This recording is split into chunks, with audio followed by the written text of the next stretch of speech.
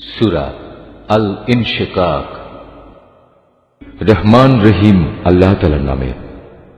যখন আসমান ফেটে যাবে, সে তো তার মালিকের আদেশটুকুই পালন করবে, আর এটাই তাকে করতে হবে। যখন এই ভূমণ্ডল সম্প্রসারিত করা হবে, মুহূর্তের মধ্যেই সে তার ভেতরে যা আছে তা ফেলে দিয়ে খালি হয়ে যাবে। সেও তার সৃষ্টিকর্তার আদেশটুকুই পালন করবে, আর এটাই তাকে করতে হবে।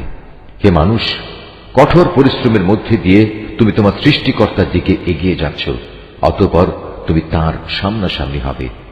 তোমাদের মধ্যে যার আমলনামা তার ডান হাতে দেয়া হবে, তার হিসাব একান্ত সহজভাবেই গ্রহণ করা হবে। সে খুশিতে নিজ পরিবার পরিজনের কাছে ফিরে যাবে। আর যার আমলনামা তার পেছন দিক থেকে দেয়া হবে, সে তখন মৃত্যুকেই ডাকতে থাকবে।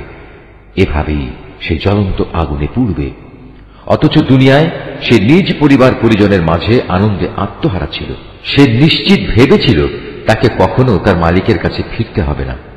হ্যাঁ, আজ তাই হল। তার মালিক কিন্তু তার সব কার্যকলাপ পুঙ্খানুপুঙ্খভাবে দেখছিলেন। এই আয়াতটি যিনি তেলাওয়াত করবেন এবং যিনি এই আয়াতটির তেলাওয়াত শুনবেন, তাদের সবাইকে এখানে একটি সাজদা আদায় করতে হবে। এটা ওয়াজিব। শপথ সন্ধ্যাকালীন রক্তিম আভার, শপথ রাতের ও এর ভেতর যত কিছুর সমাবেশ ঘটে তার, এবং শপথ ওই চাঁদটির যখন তা ধীরে ধীরে পূর্ণাঙ্গ চাঁদে পরিণত হয়ে যায়।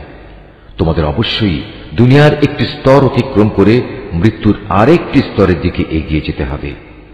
এদের হয়েছে কি? এরা কেন মহান আল্লাহর উপর ঈমান আনে না? আর এ কোরআন যখন এদের সামনে পড়া হয়, তখন কেন মালিকের সামনে এরা সাজদা অবনত হয় না?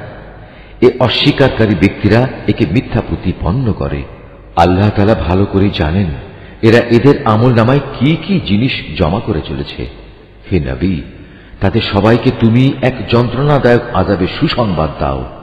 তবে হ্যাঁ, যারা আল্লাহর উপর ঈমান এনেছে এবং ভালো কাজ করেছে, তাদের জন্য আল্লাহ তাআলার অফুরন্ত পুরস্কার রয়েছে।